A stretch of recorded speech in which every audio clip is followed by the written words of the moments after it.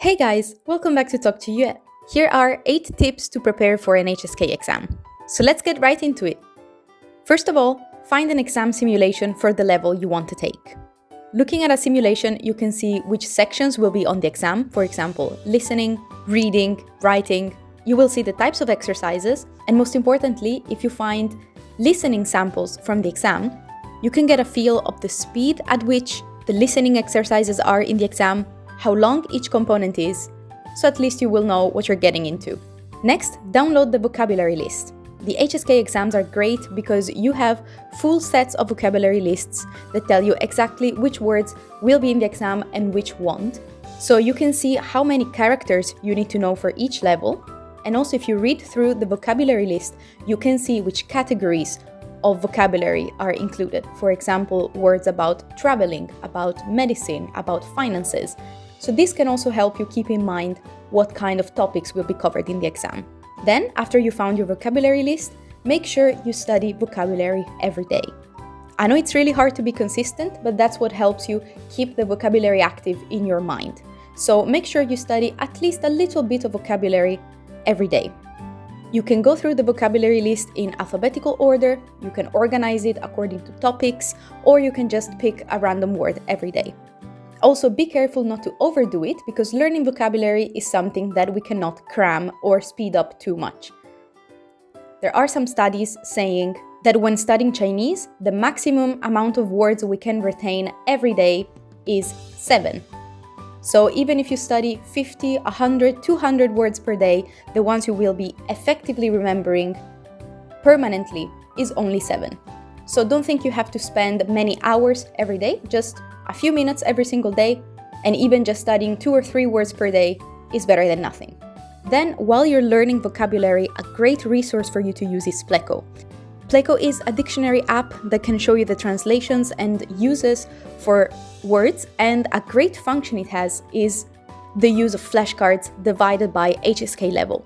So while you study your words, or even instead of studying words from the vocabulary list, you can just use Pleco to show you flashcards of words to revise or to learn.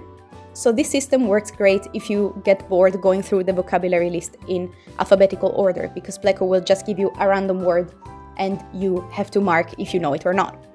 I will make a tutorial on how to set up flashcards for Pleco, so stay tuned for that. Next, use post-it notes. This is somewhat of an unconventional tip, but I promise you it works wonders. This method helps you learn characters passively, without you having to sit there and actively go through a list or writing things down.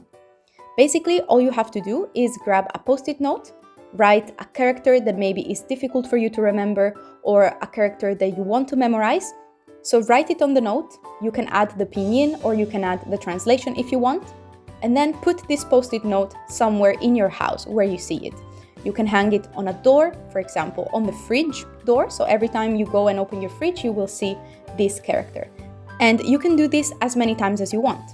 You can hang up one post-it note, 5, 10. You can just see what works best for you.